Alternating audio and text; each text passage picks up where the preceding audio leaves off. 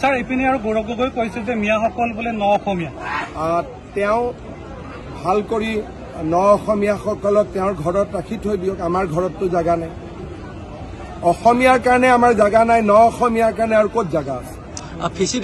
মাটি বাৰী নাই, জাগা নাই, ঘৰ নাই, অসমীয়াখিনিকে জাগা দিব পৰা নাই, ন অসমীয়াখিনিকতো দিব নোৱাৰো। গতিকে ন অসমীয়াখিনিক গৌৰৱ গগৈ ৰাহুল গান্ধী ঘৰত ৰাখি দিয়ক। স্যাৰ ইপিনে আৰু গৌৰৱ গগৈ কৈছে যে মিয়াসকল বোলে ন অসমীয়া তেওঁ ভাল কৰি ন অসমীয়াসকলক তেওঁৰ ঘৰত ৰাখি থৈ দিয়ক। আমাৰ ঘৰততো জাগা নাই, অসমীয়াৰ কাৰণে আমাৰ জাগা নাই, ন অসমীয়াৰ কাৰণে আৰু ক'ত জাগা আছে? মাটি বাৰী নাই, জাগা নাই, ঘৰ নাই, অসমীয়াখিনিকে জাগা দিব পৰা নাই, ন অসমীয়াখিনিকতো দিব নোৱাৰো।